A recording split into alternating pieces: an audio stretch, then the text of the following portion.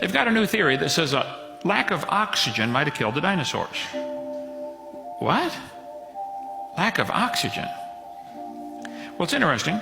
The huge dinosaurs, an 80-foot apatosaurus, for example, had nostrils the same size as a horse. How is an 80-foot animal going to get enough air through nostrils the size of a horse's? But sometimes in the amber, which is tree sap, hardened, petrified, sometimes they find air bubbles. The air bubbles, when they suck them out and analyze them, are 50% more oxygen than we have today. The air we're breathing now is 21% oxygen. What if it was 35%? If the atmosphere originally was 35% oxygen and double the air pressure, just breathing would be exciting. Baby Jessica was 18 months old, and her left leg slipped down in a pipe. Her right leg came up behind her, and she did the splits. She slid down 20 feet inside an 8-inch pipe. She was down there for 2.5 days.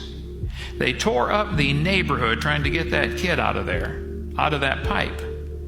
When they finally got her out, her right leg was completely black from lack of circulation. One of the doctors said, "We have to cut her leg off right now. It's black, no circulation."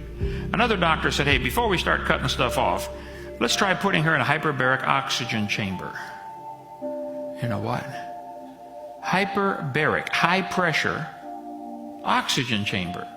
They put Jessica in one of these things and pumped it up to double normal pressure with pure oxygen. Within a few hours, her leg turned pink.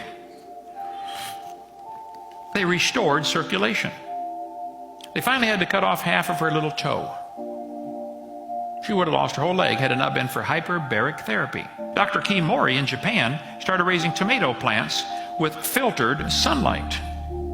He used a mirror system to collect sunlight and send it through fiber optic cable to his plants.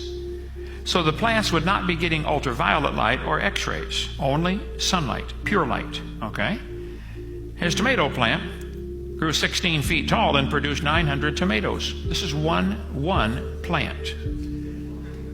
They moved it to a shopping center, built scaffolding to hold up the branches. They said this thing might produce 10,000 tomatoes.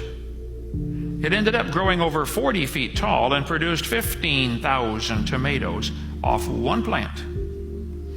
They were cherry tomatoes, but his were coming off baseball size. I think maybe the whole earth was that way.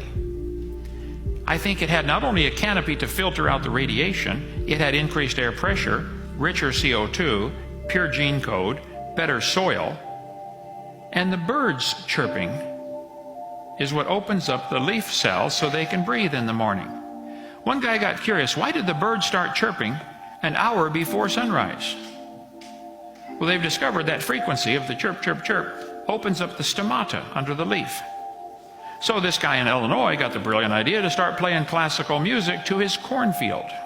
His neighbors thought he was, half a bubble off a plum or something, till his corn grew 15 feet tall. They said, "What channel was that you're playing?" His black walnut tree grew twice as fast. Just music.